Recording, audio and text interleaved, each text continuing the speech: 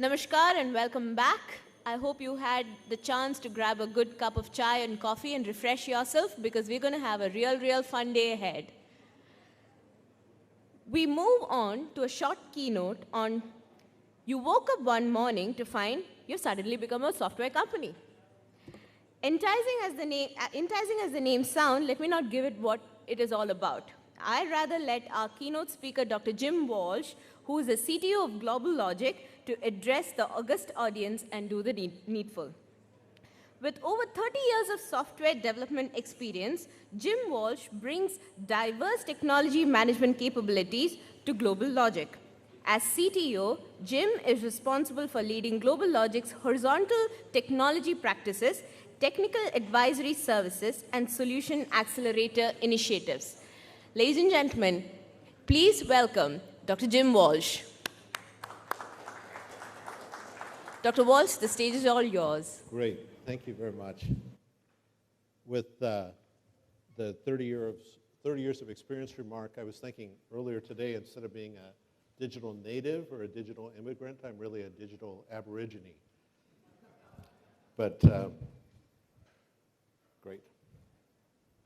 So what I'd like to do in this short keynote is start out by giving you just a brief explanation of who GlobalLogic is. And the reason I'm doing that is because it will put into perspective the rest of what I want to say about what we're seeing right now in terms of digital disruption, digital transformation, and the changing role of the CIO and the CMO. So GlobalLogic, we work with traditional software development companies historically. When you think of a software development company, who do you think of? Some hands? Just shout it out. What? I heard Microsoft, I think. Who? Accenture. Well, Accenture's a services company. Software company. Oracle. Others? Adobe. Okay. Those, well, services, but okay. But those types of companies are GlobalLogic customers, our traditional customers, right? So what we do is make software that companies ship under their own label. I'm not saying those are our customers because I can't because of confidentiality. But we make the software that companies sell under their own names to produce their revenue. That's GlobalLogic's core business, right? So we have a healthy respect for the CTO, for the CIO, but we don't, that's not our traditional customer. Unlike Sapient that was up here before, who's worked a lot with the CIOs, we're not system integrators. We're not packaged software configurators. We don't work with existing systems very much. What we do is we write code. We're heavy-duty coders, right? And this has actually been pretty good for us. We started out being a company called, about 15 years ago, a company called NASSCOM, based in Noida. We've grown to about 5,800 people here in India. It's still our primary development location. But we have offices in Eastern Europe, where we're a very large player, in South America, in the United States, and elsewhere. The aggregate value of the software that we develop on the market is about $50 billion in sales. So we're like the R&D arm of a very large software company, probably one of the largest software companies in the world, if you put it that way. But we've seen something very mysterious to us over the last 3 to 5 years, that the people that we're starting to work with are not what you would consider the traditional software companies whose names that we threw out earlier. They're not the Adobes, they're not the Microsofts, they're not the SAPs, they're not the people who make the software. They're things like consumer packaged goods, right? They're things like brick and mortar companies. They're financial institutions. There are media companies, traditional media companies that sell books, that sell other sorts of items, right? And, but we haven't changed what we do, right? We still don't do system integration. We make software that generates companies' revenue, okay? We're just doing the same thing for a different set of people. And well, that's a little odd, right? So what I wanted to put out here is the pattern that we're seeing in the market, and I want to tell you a little bit of story and see if this resonates with you. So, for example, you're probably in the audience here, right? You represent a company that's very successful, right? You may own a a large share of your market. Some of our clients own 70% of the markets that they're in.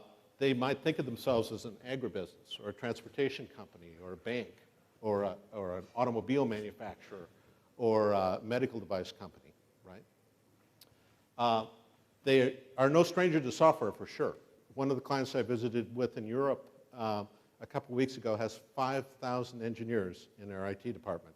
Many of the clients that we deal with have hundreds or even thousands of engineers. They have processes, they have tools. But in the last 5 years, these clients, and maybe you yourself, have noticed something kind of strange. You've got a feeling that something fundamental has changed in the marketplace, that nimble competitors have started to move into your business with different sorts of business models that are enabled by these technologies. They're starting to erode your market share, where previously you were dominant.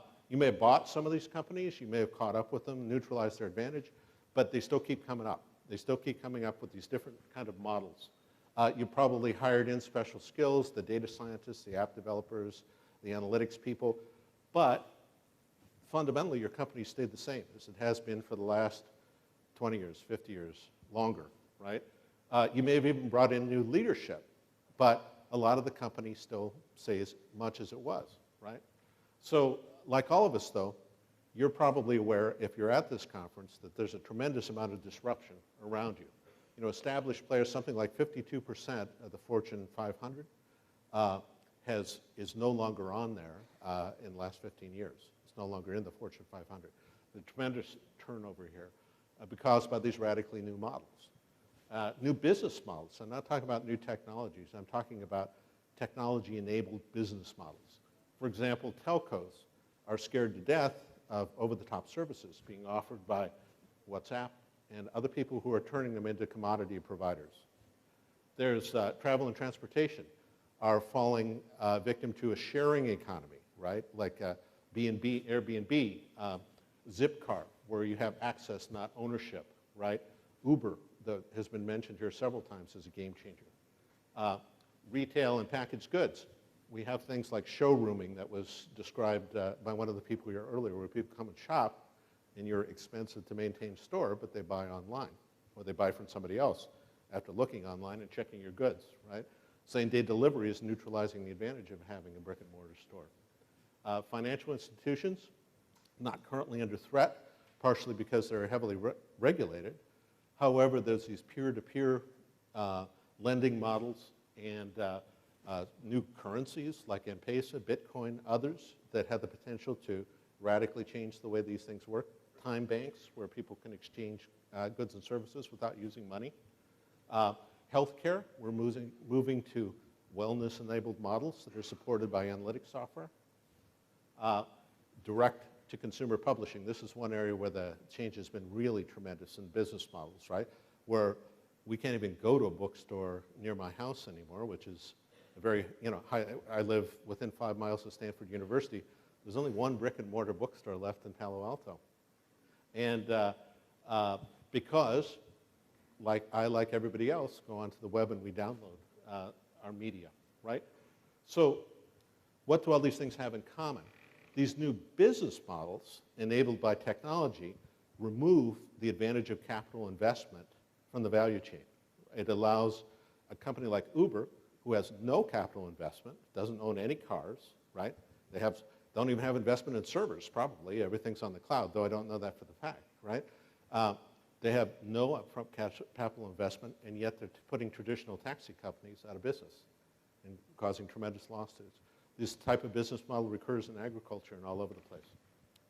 So what has changed significantly, right, is that in the past, the CIO has developed software that supports the business. The business is the center of the world.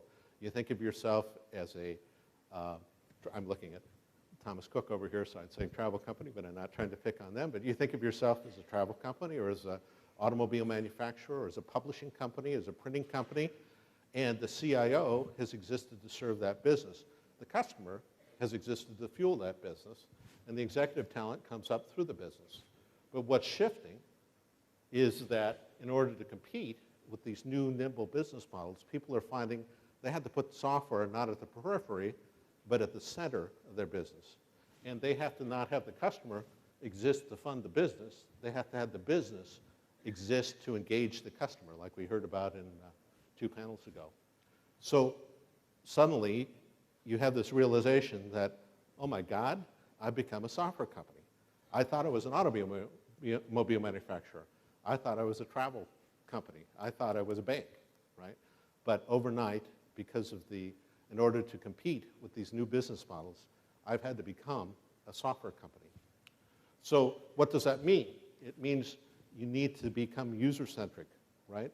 That your software needs to exist to serve the needs of the users rather than to serve the needs of the business. This is a real mind shift for many CIOs.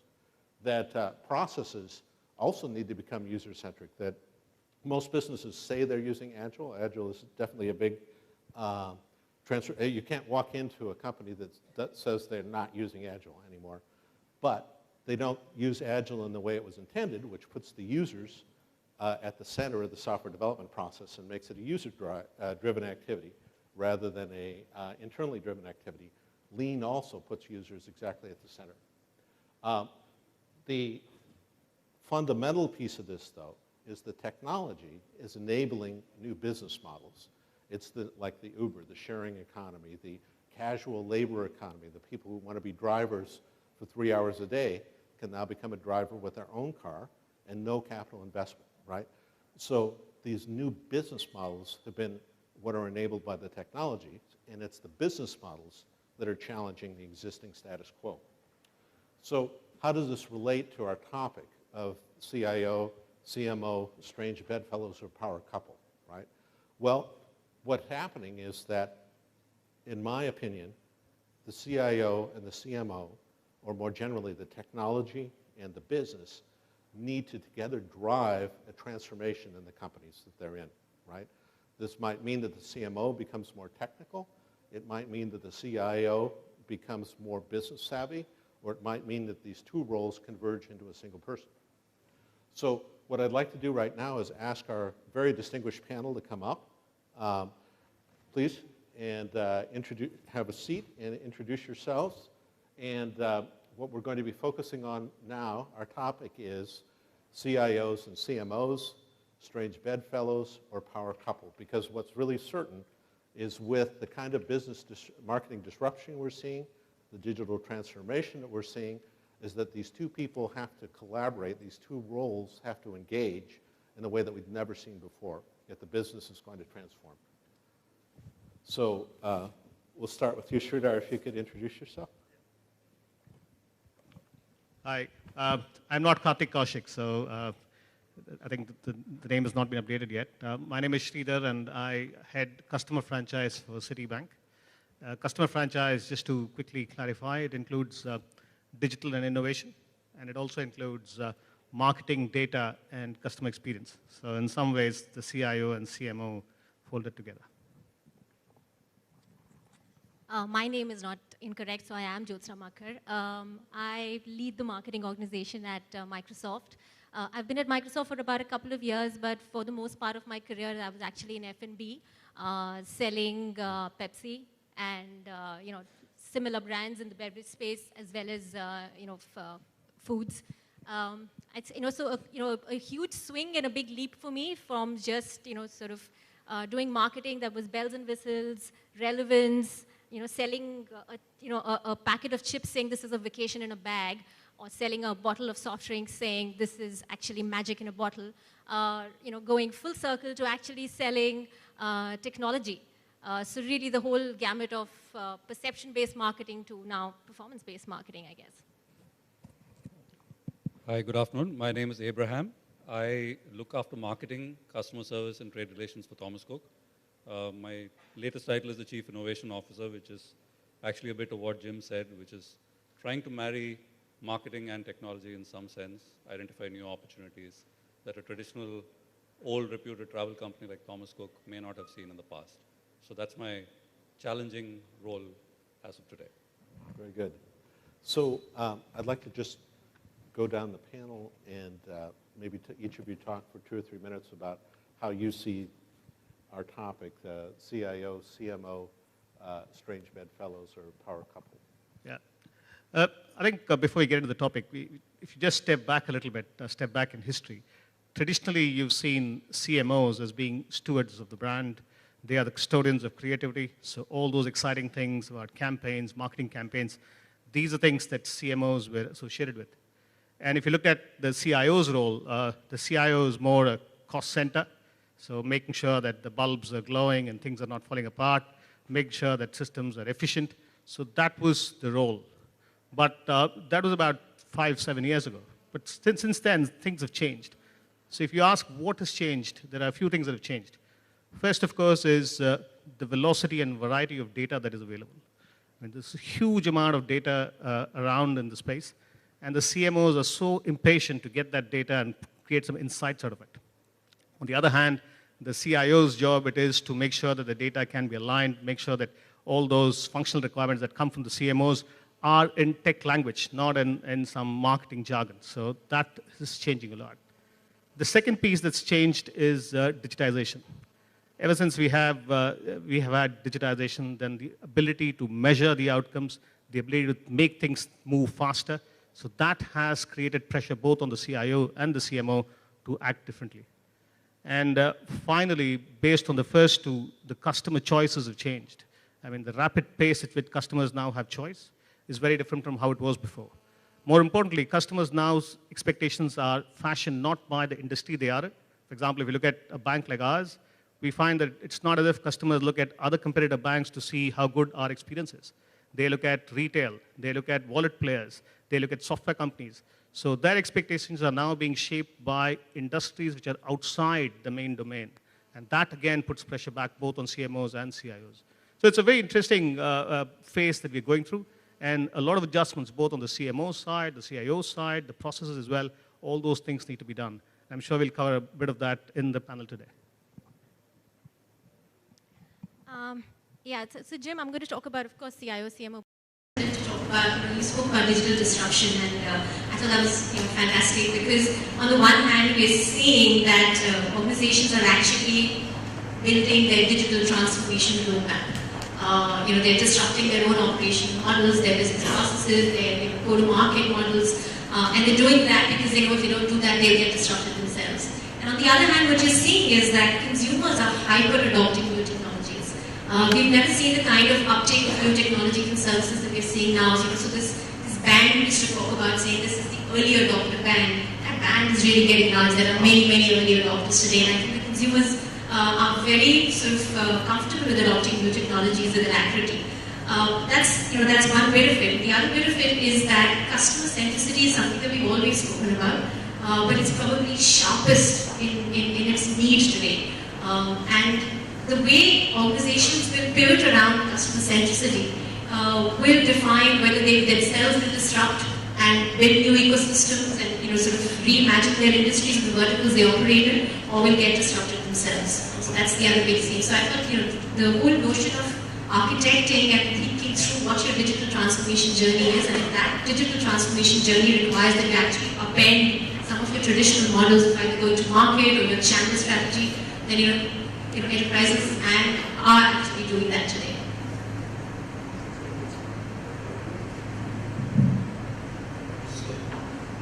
The reality that we have is that we're a legacy company that is pretty much learning to survive. So I think one of the realities that we need to touch on is another company, the third in the panel, is that the customers are ahead of everything. So customers are ready to change. It's putting pressure on organizations across the board, and this is including technology in many ways, to actually catch up. So I think that the reality that one has to think ahead and plan a strategy that in India especially is a hybrid model. Because one day you've got, like I said, highly technology savvy customers putting pressure on you to service them faster.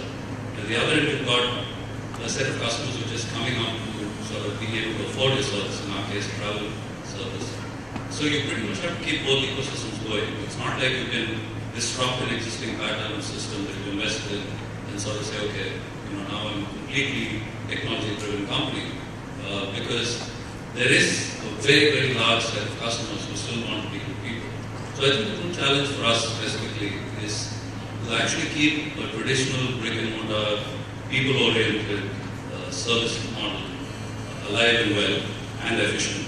And the other create a completely different version of the same values.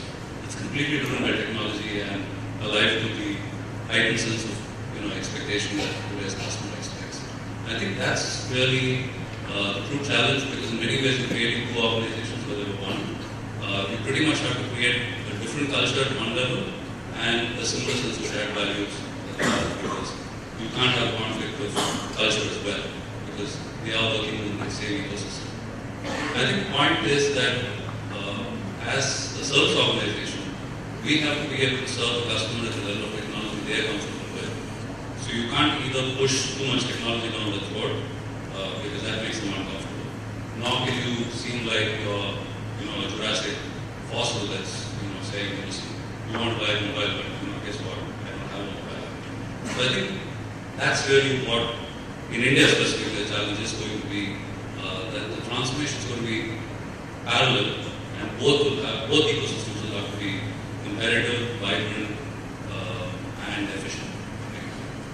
Listen, I want to come back to something you said about people being increasingly comfortable adopting new technology. Do you think it's comfortable, or do you think they feel like they have to, or is it some combination of the two? Possibly a combination of the two. I mean, we're seeing the, when I talked about the fact that people are hyper adopting, there is, today, there are no constraints. And when you look at, say, even just the area of devices, consumer devices, today, the fact that you could be restricted by money in your pocket is just an outdated notion. The choice of device, the choice of phone is only driven by your aspiration or what you feel you need is the device you need to carry. One bit is that. The other bit, of course, there is a degree of pressure to sort of adopt technology. You see everybody around you doing that. But I think if you just step back as to what's driving the ease with which people are adopting technology, it's also just the economics of delivering what a customer needs or what a consumer needs has changed, right? No longer is it just large behemoth organizations who are delivering services or products. If we love startups, right? If today somebody wants to set up a business, from sort of conceiving of the business plan to going get-go, the fact that he can just sort of scale immediately because of taking advantage of the ability, the agility and scalability of a cloud option, means that people are building their businesses faster, reaching out with services that are that much more easier for consumers to adopt. Today the fact that you have hyper-local apps and that the large format, the brick and mortar got sort of disrupted by the online is getting disrupted again by hyper-local sort of apps is the kind of thing that you're seeing. So your local grocery mania is now sort of what's happening with my 70-year-old mom saying, what do you want today? Right? So I think consumers are also finding it easier to adopt technologies. Sridhar, I'm sorry, go ahead. Sorry, just to let off. Our experience is slightly different. What we find is that consumers adopt something if they find convenience, speed, and ease. I don't think they need to be fast to adopt them. Peer pressure works to an extent, but they will only take it if it's convenient. I'll give you a couple of examples. 7 years ago or 10 years ago, we found that people were still queuing up for buying railway tickets. Today with IRCTC, you find almost 50% of tickets booked online, only because it's convenient, not because they had peer pressure. Similarly with wallets, just to throw some statistics, we have about 20 million credit cards in the industry today, and we have about 300 million debit cards in the industry, whole country. Can you guess how many wallets there are today?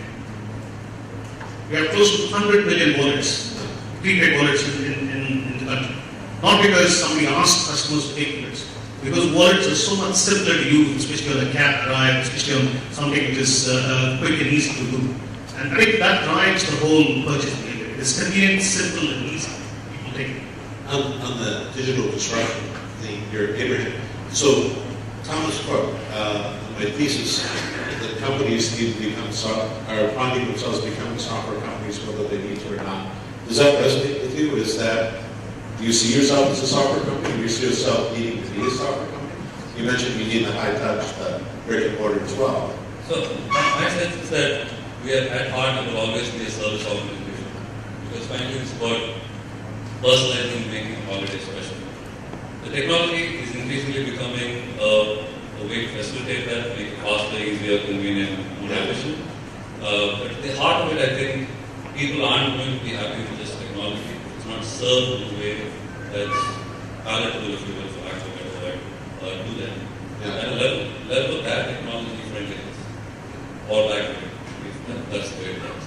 So let me give you an example. So what we are doing as a strategy is to invest in what we call a hybrid model, where we're saying you should be ready to prepare to serve pure brick at one end, which is something we've done historically, pure brick at the other, the Thomas Cook in. And effectively, I think the great opportunity from an Indian travel perspective is the large area in between. Because we tend to believe that everybody is either pure brick or pure brick. And in the service space that we are in, where it's high value, you typically don't have too many pure clicks for the entire travel transaction. So very often, most customers want a combination of brick and click. So you pretty much have to be prepared to serve them at whatever level of convenience they feel works for them across this entire stretch. Yeah. So I think that's really where we're at. Technology, in a way that allows them to choose the level of convenience that works for them. Yeah. And Sridhar, a previous CEO of Citibank once described it as a software company that also includes money. Do you think that's true, or it needs to be true?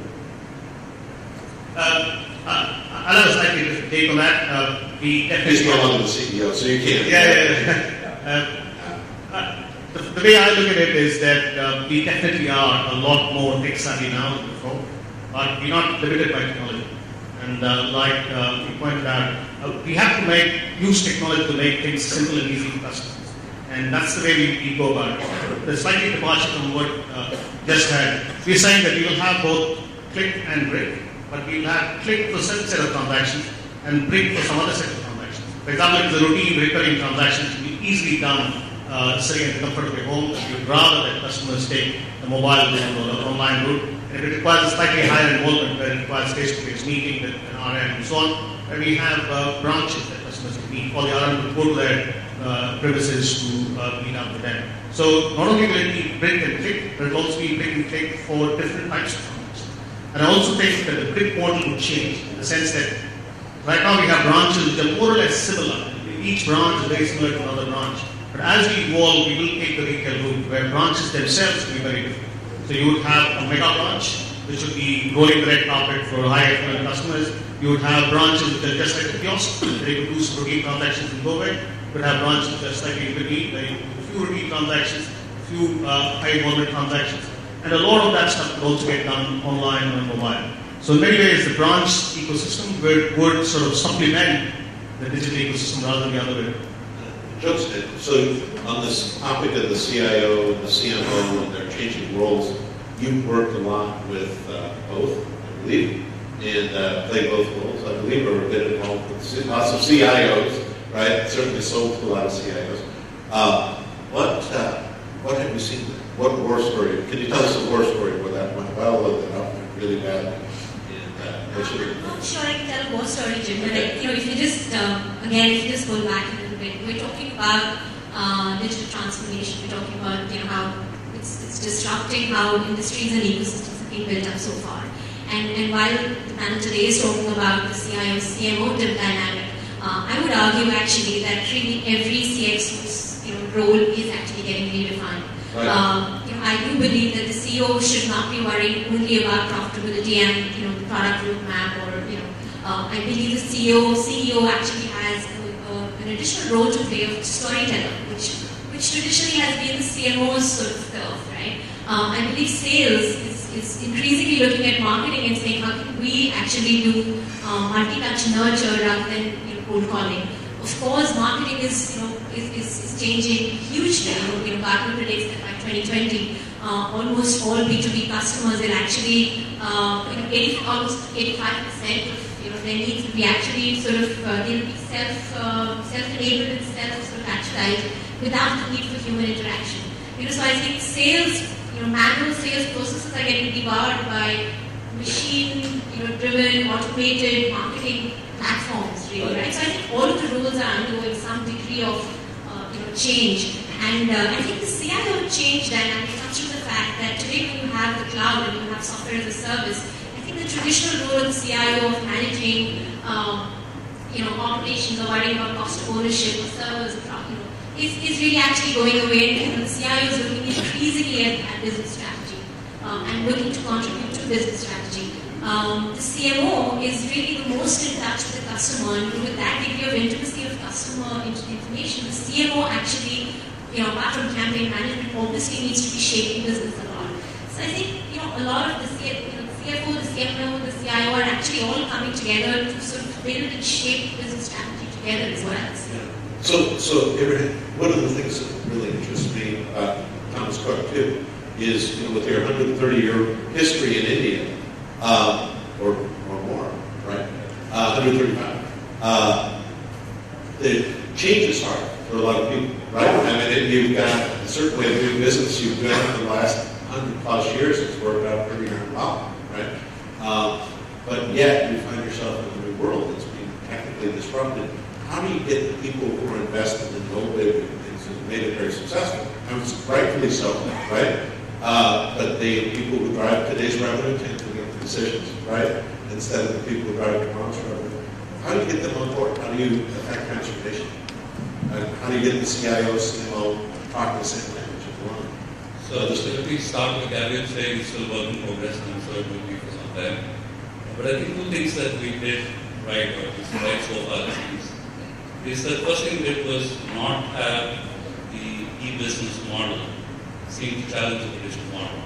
Because like you rightly said, we've been doing this in the brick space for 135 years.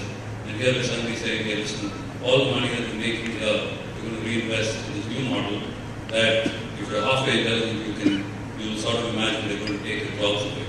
So how do you tell a system that's generating money, no money is going to go to fund something that will eventually take your jobs away?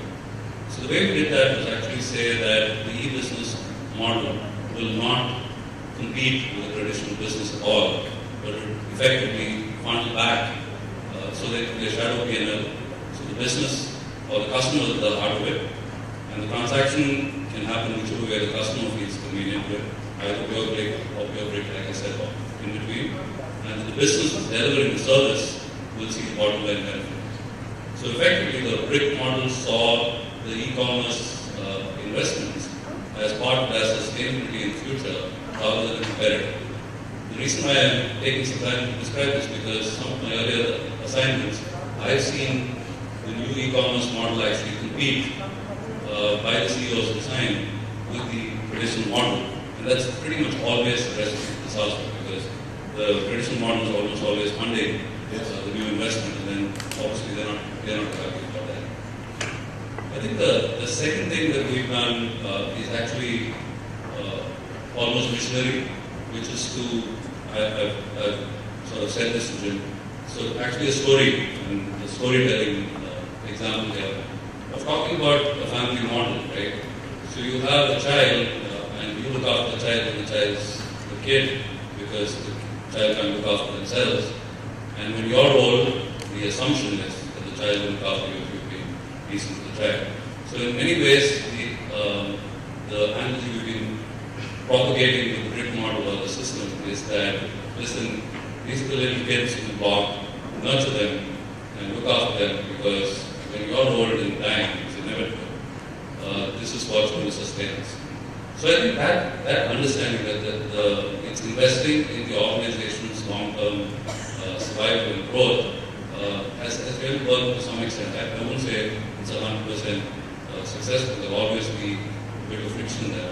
But I think that, to a large extent, the fact that it's clear that that's how it's going to be makes it easier for you to accept a human story, like the family example that I just described. Sridhar, have you encountered, I'm not saying it's necessarily at Citibank, but friction between the CIO, CMO, or one is seen as approaching the other's role, and how? To talk about, you spoke about digital disruption, and I thought that was fantastic, because on the one hand, we're seeing that organizations are actually building their digital transformation roadmap. They're disrupting their own operational models, their business processes, their go-to-market models, and they're doing that because they know if they don't do that, they'll get disrupted themselves. And on On the other hand, what you're seeing is that consumers are hyper-adopting new technologies. We've never seen the kind of uptake of new technologies and services that we're seeing now. So this band we used to talk about, saying this is the early adopter band, that band is really getting large. There are many, many early adopters today, and I think the consumers are very sort of comfortable with adopting new technologies with alacrity. That's one bit of it. The other bit of it is that customer centricity is something that we've always spoken about, but it's probably sharpest in its need today.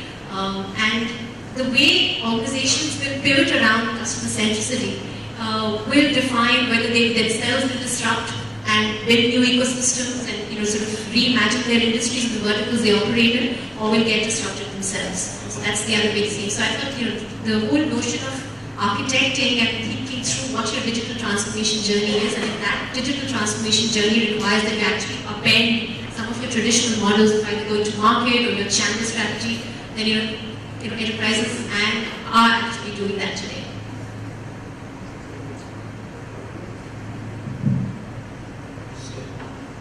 So the reality that we have is that we're a legacy company that is pretty much learning to survive.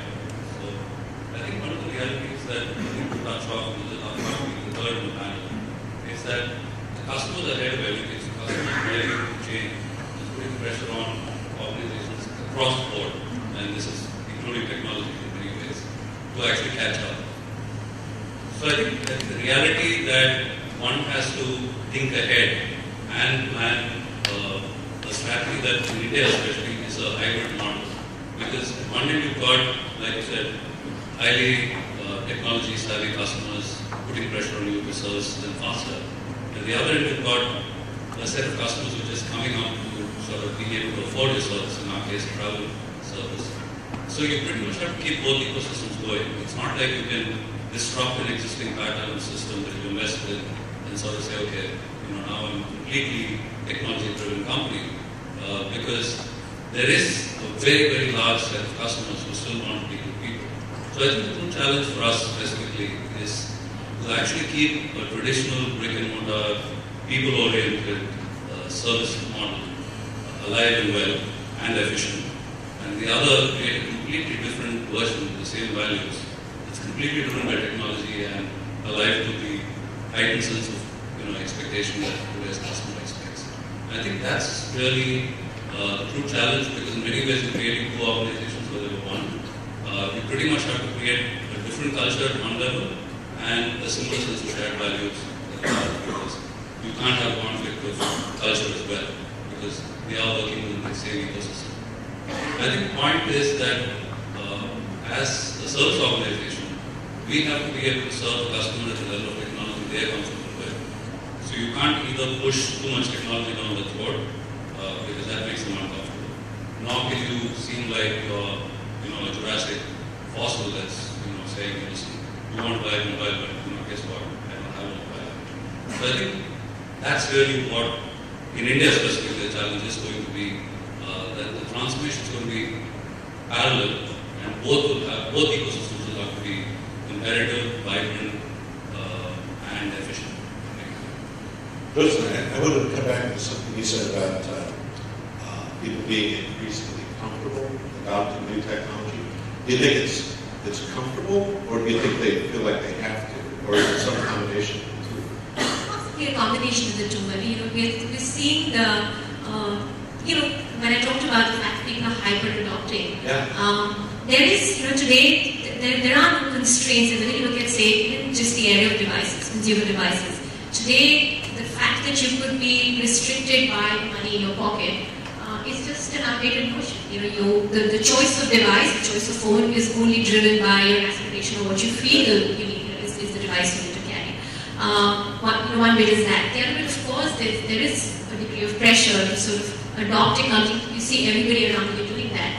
But I think if you just step back as to what's driving the ease with which people are adopting technology, it's also just the economics of delivering what a customer needs or what a consumer needs has changed, right? No longer is it just large behemoth organizations who are delivering services or products. We love startups, right? If today somebody wants to set up a business, from sort of conceiving of the business plan to going get-go, the fact that we can just sort of scale immediately because of taking advantage of the ability, the agility and scalability of a cloud option means that people are building their businesses faster, reaching out with services that are that much more easier for consumers to adopt.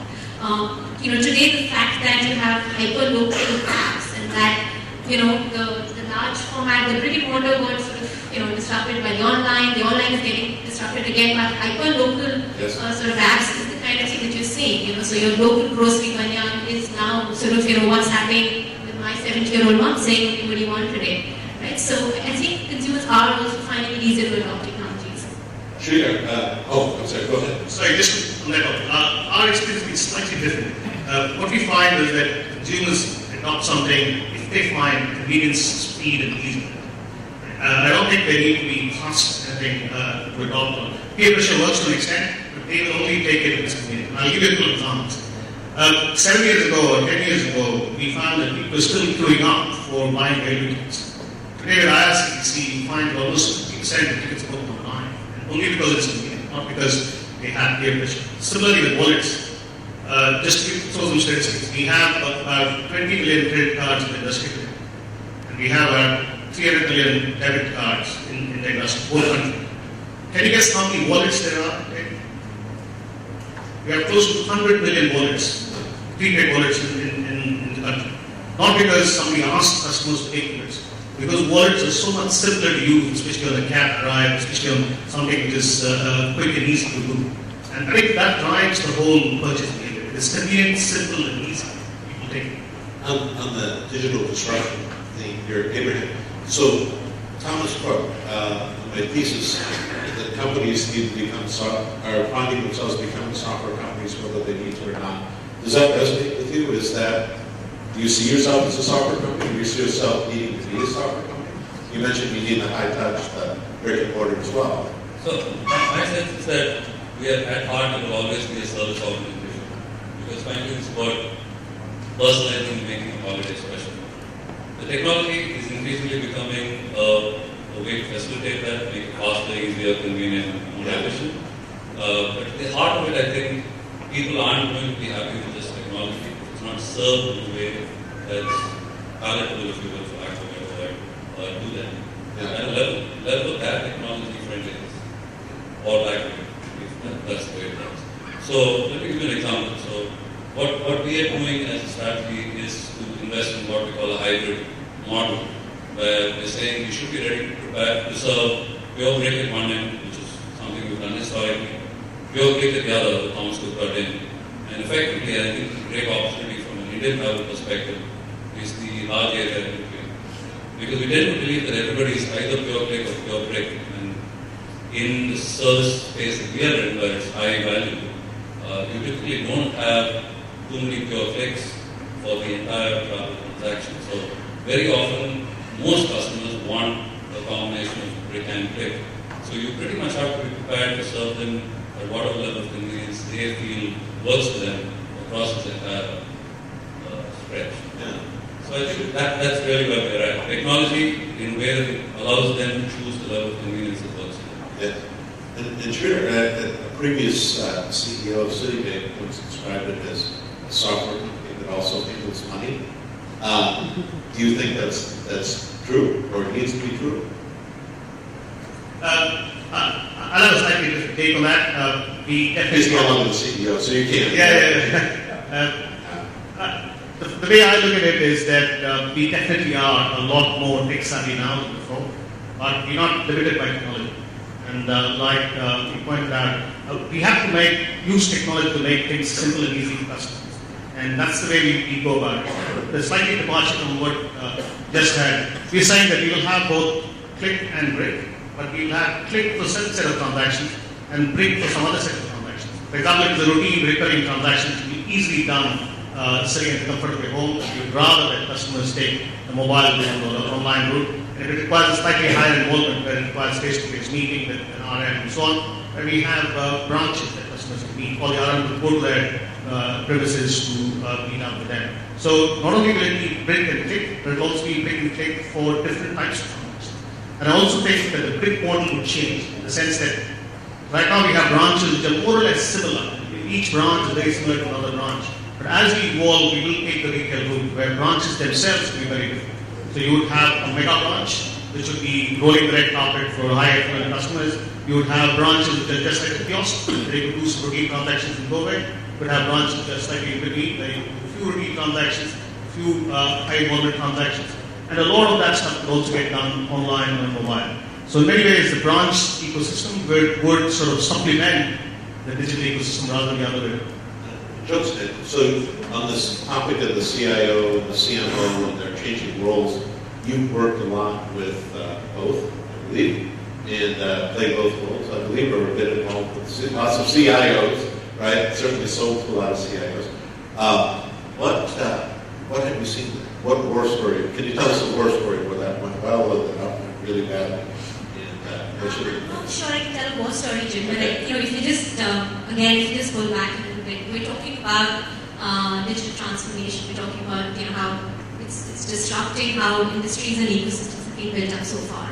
And while the panel today is talking about the CIO CMO dynamic, I would argue actually that really every CXO's role is actually getting redefined. Right. I do believe that the CEO should not be worrying only about profitability and the product roadmap, or I believe the CEO actually has an additional role to play of storyteller, which traditionally has been the CMO's sort of turf, right? I believe sales is increasingly looking at marketing and saying, how can we actually do multi-touch nurture rather than cold calling? Of course, marketing is changing hugely. Gartner predicts that by 2020, almost all B2B customers will actually, almost 85% of their needs will be actually sort of they'll be self-enabled and self-actualized without the need for human interaction. So I think sales, manual sales processes are getting devoured by machine-driven, automated marketing platforms, really, right? So I think all of the roles are undergoing some degree of change. And I think the CIO change dynamic comes from the fact that today when you have the cloud and you have software as a service, I think the traditional role of the CIO of managing operations or worrying about cost of ownership or servers is really actually going away. And the CIO is looking increasingly at business strategy and looking to contribute to business strategy. The CMO is really the most in touch with the customer, and with that degree of intimacy of customer information, the CMO actually, apart from campaign management, obviously needs to be shaping business a lot. So I think, a lot of the CFO, the CMO, the CIO are actually all coming together to sort of build and shape business strategy together as well. So Abraham, one of the things that really interests me about Thomas Cook too is with your 130-year history in India, or more, right? 135. The change is hard for a lot of people, right? I mean, you've got a certain way of doing business you've done for the last 100+ years. It's worked out pretty darn well, right? But yet you find yourself in a new world that's being technically disrupted. How do you get the people who are invested in innovative things and made it very successful? And rightfully so, right? But the people who drive today's revenue tend to make the decisions, right? Instead of the people who drive tomorrow's revenue. How do you get them on board? How do you affect transformation? How do you get the CIO, CMO talking the same language as well? So let me start with Gavin saying it's still work in progress, and I'm sure it will be for some time. But I think two things that we did right, or at least right so far, is the first thing we did was not have the e-business model seem to challenge the traditional model. Because like you rightly said, we've been doing this in the brick space for 135 years. And here we're suddenly saying, hey, listen, all the money that we're making here, we're going to reinvest in this new model that if you're halfway intelligent, you'll sort of imagine they're going to take your jobs away. So how do you tell a system that's generating money, no money is going to go to fund something that could eventually take your jobs away? So the way we did that was actually say that the e-business model will not compete with the traditional business at all, but effectively funnel back so they can be a shadow P&L. So the business or the customer is the heart of it, and the transaction can happen whichever way the customer feels convenient with, either pure brick or pure brick, like I said, or in between. And the business is delivering the service will see the bottom line benefit. So effectively, the brick model saw the e-commerce investments as part of their sustainability in the future rather than competitive.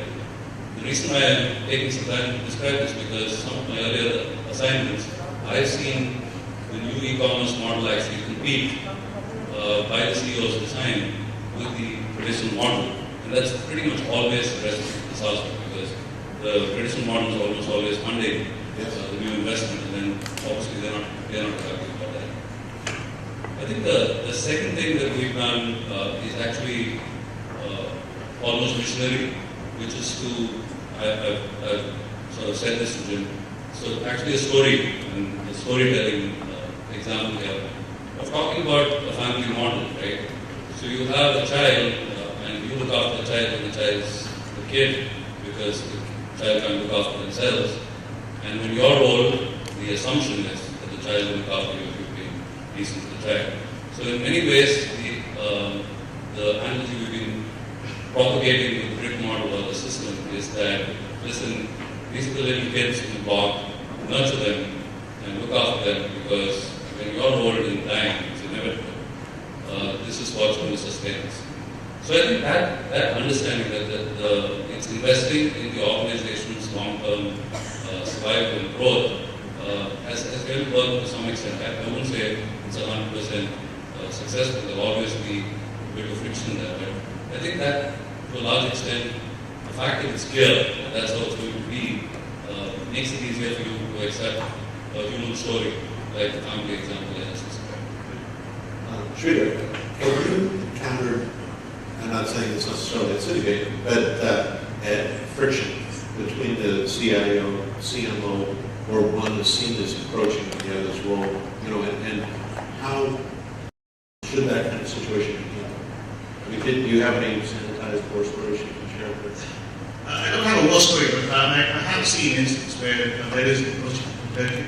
And it is, in some ways, it's quite healthy because given the way things are shaping up, given the rapid changes in both customer expectations as well as technology, it is quite important for the CMOs to understand how the technology infrastructure, how the technology process is run. So the CMO with a good technical upbringing or good technical foundation is quite important.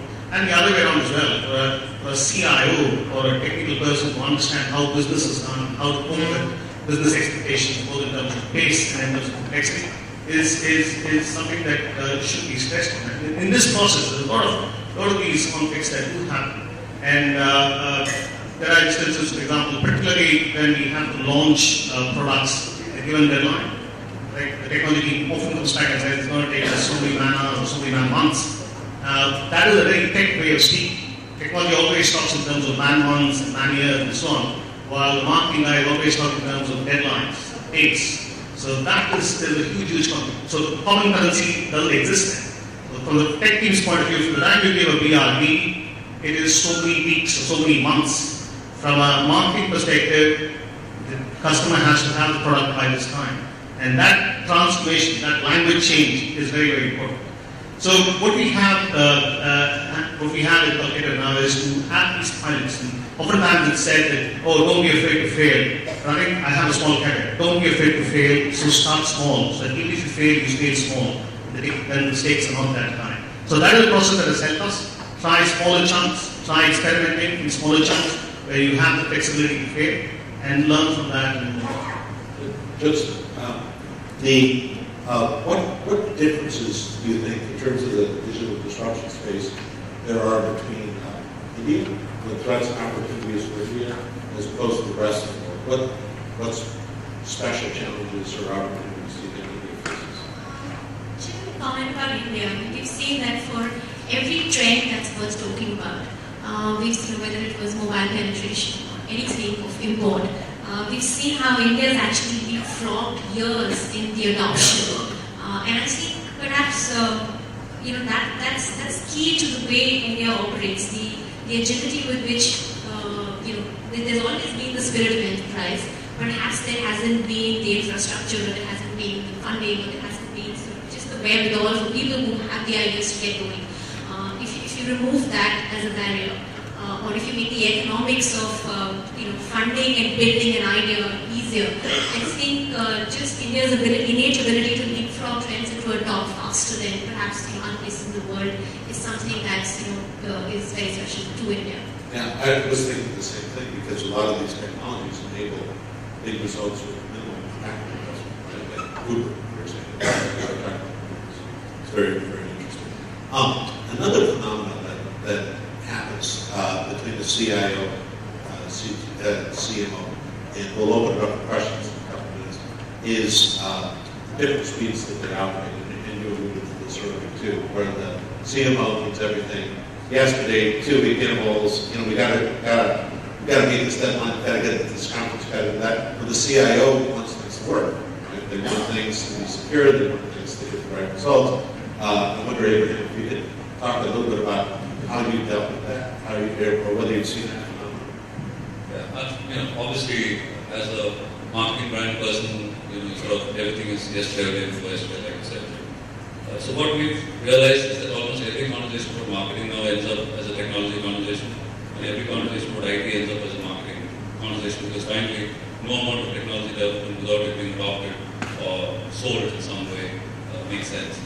So what we've done is started making sure every conversation or review is with the IT and marketing being together, so that you simply don't have two parallel conversations happening. So each is aligned to what the calendar is, which itself has been pre-cleared with the MD. So to some extent, what we're saying is that the front end or the back end, whether it's marketing-led or technology-led, needs to be aligned, and there has to be a common understanding of what the priorities are.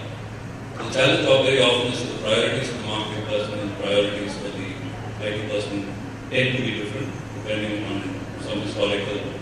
So it's very important that the calendar, in some sense, is pre-decided and pre-agreed. So at least the sense of, okay, listen, this is what's important, and let's agree on what's an acceptable timeline to what is possible between the two. So at least get somewhere close to what marketing is hoping for. Sridhar, do you face that two-speed enterprise issue? Yeah, I think so. Good point that I've made. We try to have a common meeting where we have a cross-functional team, and the outcome is the team's outcome. It's not a marketing team's victory. It's not a technology team's victory. So it's a common outcome. But these things are easier said than done. And I don't think we should jump to conclusions saying CMO and CROs will always live happily forever. There will be these small tensions, and there will be tension, I think. As we progress and as things become a bit more mature, these things will ease out. But the fact is that we must completely recognize that such a thing is bound to happen, and we should let that process evolve. Make sure that both sides are reaching out to the other and keeping that conversation moving. Okay, great. So let's open it up for questions. I want to reserve a few minutes at the end for a couple additional follow-up questions. But if there are any questions from the floor, can we get microphones? Yes? If not, I can keep going. No? No questions? Or am I missing? Yeah, okay, please. Microphone?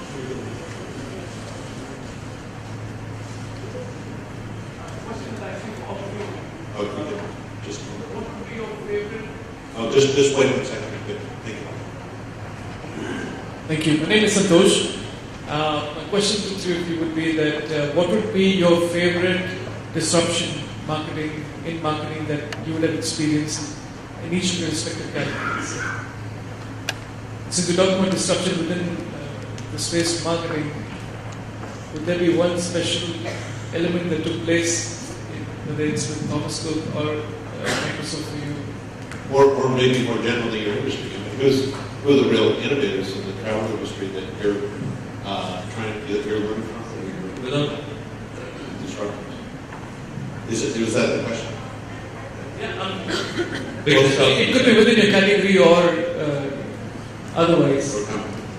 So obviously the concept of online ticketing itself obviously changed paradigms of travel. But I think the single biggest disruptor with names is the whole ecosystem or model where, like Uber and Airbnb, where they're not really investing, so that time to market in many ways is much smaller, but their ability to scale up is incredible, right? So that pretty much redefined the concept of either travel services or travel service providers, which were earlier hotels or taxi services, that actually had to scale up over time in put in a lot of money.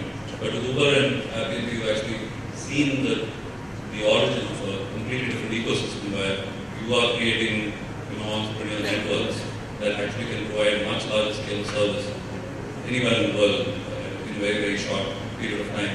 And obviously that's a big disruptor because it challenges the very notion of your existence for 135 years that Uber has. Obviously that's the same thing. I'll answer the question a little differently.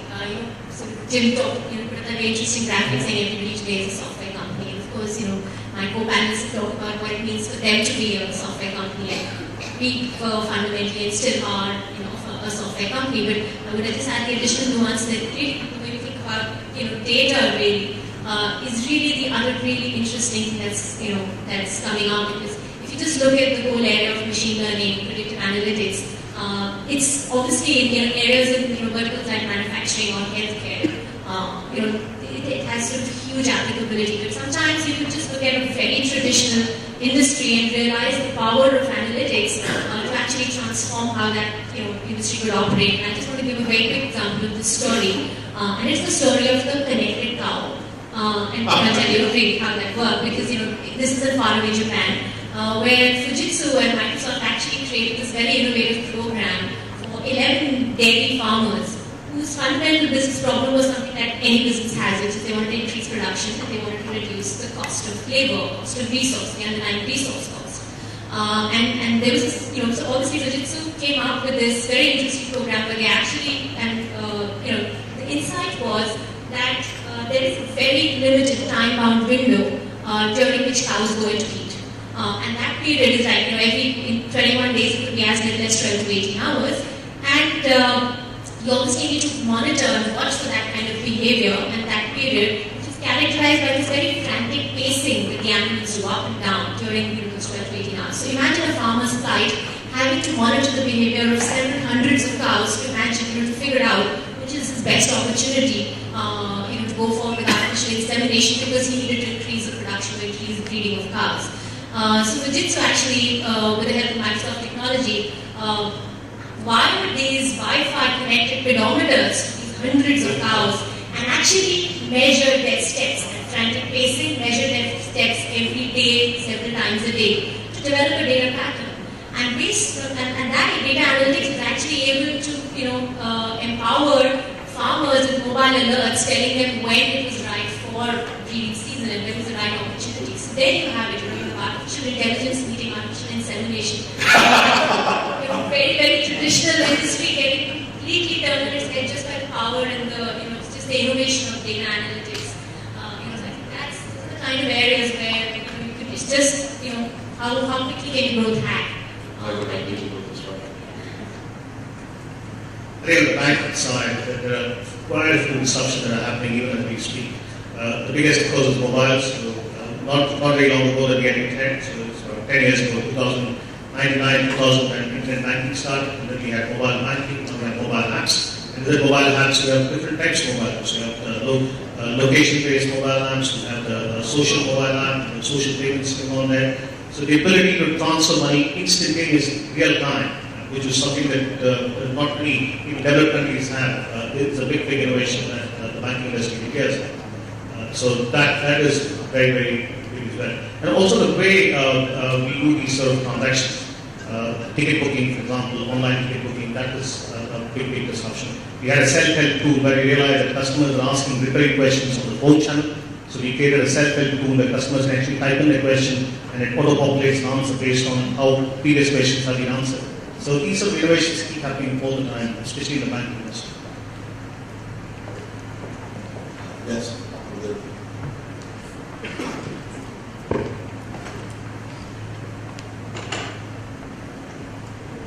Hi, question to actually all three of you. In the good old days, I'm talking more about the client-agency interaction given the close working relationship with their CIO and you could share with CIO. Agencies have always relied on research, sort of research, poly and quantity stuff, where the output would be a brief and then the agency would come back with a campaign piece of creative. In today's day and age when research increasingly is being sort of replaced by information, because information helps you understand behavior, which will give you insights and that drives creativity. How important would it be for the client side to rope in the agency to understand information as much as the marketing team today would want to understand or already has understanding of the information? And two, does this change how you evaluate ideas from the agency's side? Because I don't think a lot of today as an industry we can say this idea, we feel this is a great idea. Because today the science part of the creative side, the communication business is equally important as much as the art part is. So are you seeing the change in which, in the way you're dealing with your agencies, do you see this becoming a fundamentally problem / area for agencies to improve?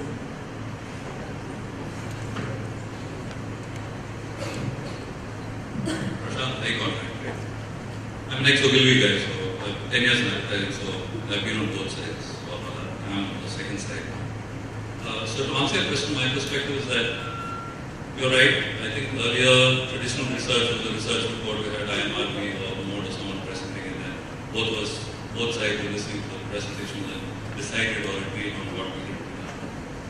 I think the true challenge, and I'm sure you've heard a lot of this, is that increasingly the problem with the agencies is the quality of people who are being put up to serve the client and their ability to absorb the information. So if you have the right agency and the right people, and that it really boils down to the people servicing your team, your account, if they're good and they are on the ball, so to speak, and can learn and take the data as objectively as they should, I think it's an absolutely winning combination because, like you said, they bring the art where the science ends. But yeah, very often the challenge is they're still looking for a traditional sort of insight-based brief, and you're increasingly looking for hard facts. So it's a bit of a sort of friction there.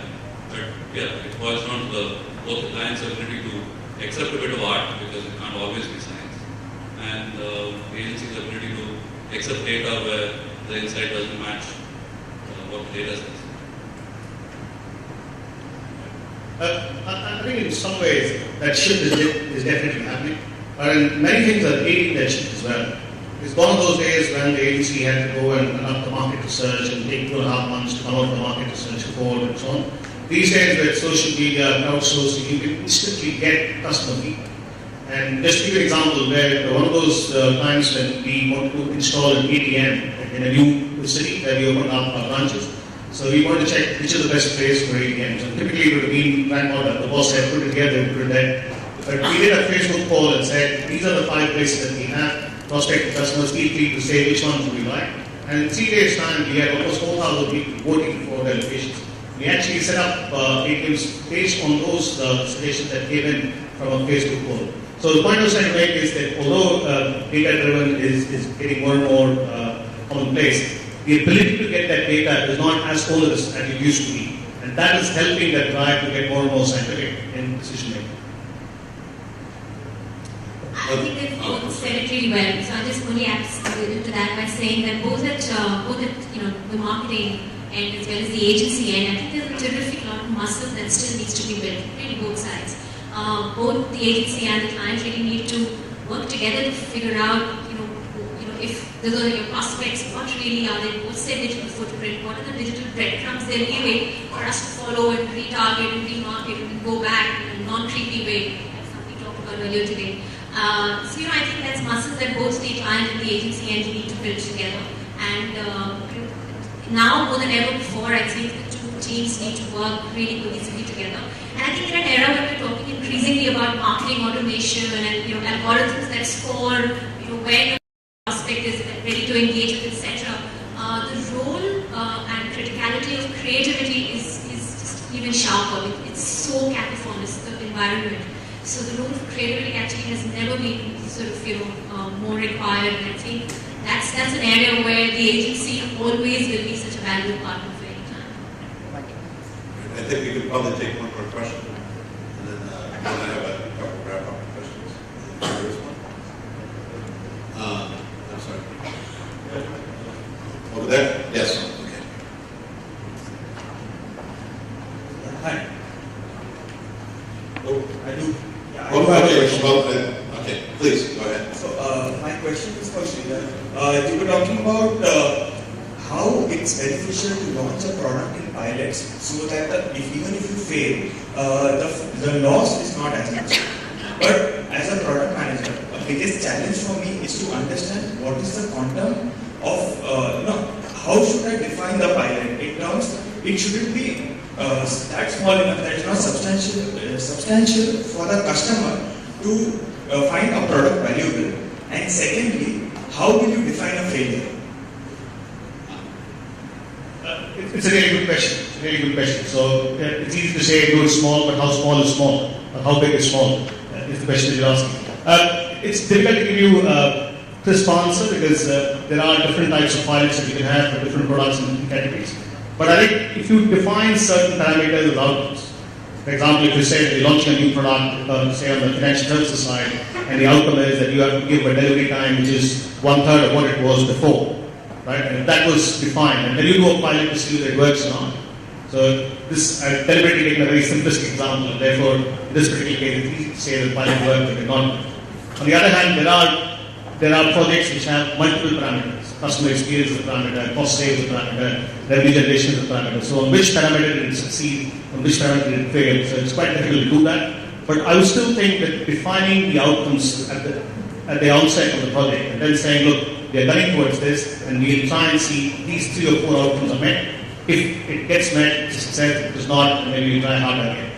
Or the lean startup attitude is, as long as you've learned something from it, it's a success. But you're going to have to pivot if it's not, doesn't meet all your parameters. But if you take what you've learned, move on. I think we can sneak in one more. You had a question in front. I can repeat it. Oh, there's a microphone coming up with it. If we're quick, we have to be very quick. Yes. I want to understand, very interesting, this whole story. But I want to know, did you have any interesting debates, discussion with your CIOs or CTO for implementing any marketing-related software, and how did it get resolved? Any discussion you had with your CIO or CTO which involved customer, which involved software or automation to be done?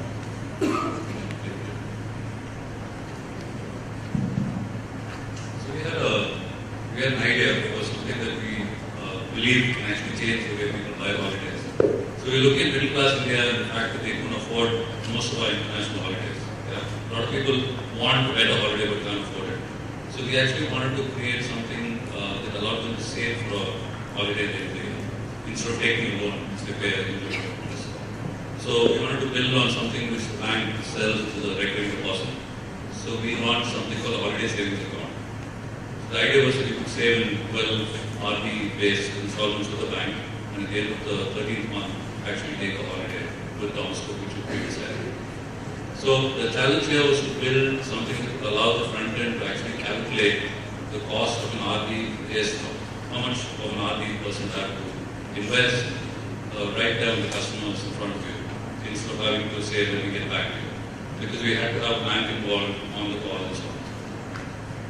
So that was a challenge, because in typical or rather historical things you had an IT company saying, okay, listen, let me spec this out, you give me a document, and I come back to, like we spoke about, so many man hours, so many man days. But I think the fact that the idea was so exciting, and there was no such product in the market, possibly in the world, and that the sooner we got to market, the better it was from a customer advantage.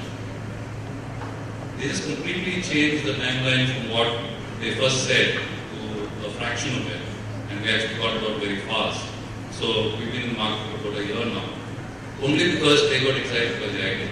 So I think the key really is for the marketer to get them excited enough, and mysteriously almost, the IT team will find a way to crack it. It may not be, the perfect packaged iPad kind of solution, but it's at least workable, and then you can have versions of it. So I think that really has worked for us. We have an idea that's really strong, exciting to the IT team. They take it as a challenge. Because it's also great resume value to say that we built something for this time. So I think that works. So We're out of time, but I have two very short questions. We mentioned the lightning round before, so 10-word answer or something like that. The first question is, what words of wisdom do you have for people who are embarking on this journey that's going to cause digital disruption and potential friction between the CIO and the CMO? Sure. Not necessarily words of wisdom, but my experience has been that keep the customer in the center, make it simple, easy, and quick for customers. It's not really working. Joseph? I would just say train your marketers to be more analytical, and the fact that the CIO needs to train his team to be more creative. So really more creative technologists, more analytical marketers, and you're on to a good thing. Besides, of course, keeping the customer at the center and sort of that customer need being non-negotiable, which was said with the on. The second is encourage the IT and marketing team to hang out and have as many drinks as they can together. Because whether you like it or not, if they're friends, they work together, and half the friction that we talk of in this room mysteriously happens. So, genuinely, right? Buy them the booze if necessary. And final question, to be successful in a modern enterprise, can the CIO and CMO be strange bedfellows, or do they have to be a power couple? Okay, Abraham, you go first. So, without doubt, they're a power couple. It's ideal if you have a single person that combines the role, in which case you have no friction, literally. But yeah, it's great if you can get a team that's worked together. To use the agency analogy, you had an art and a copywriter, a team that worked together and came up with a good creative. Actually, increasingly, that's the way to be. If you can recruit them together and they work together in the past, it's a great way to get it going. Shex's point on the chief marketing technologies was well made, but yes, the answer to your question would definitely be a power couple, friends with benefits, whatever you want to call it, but yes, the two need to work together. Last one. Sounds good. Not yet the power couple, but getting there. So definitely not staying bedfellows. More towards, veering towards being a power couple. Well, thank you very much. I appreciate it. Thank you, Pam. Ladies and gentlemen, come on, huge round of applause. Leaders, you're not done yet. I would like to request Jim to hand over a token of appreciation to the leaders.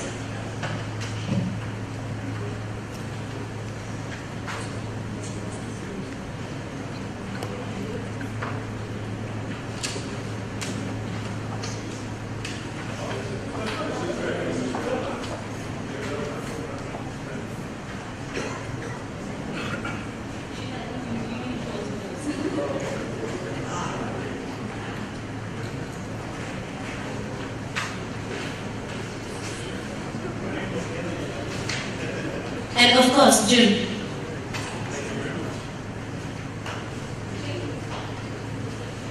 Huge round of applause, ladies and gentlemen.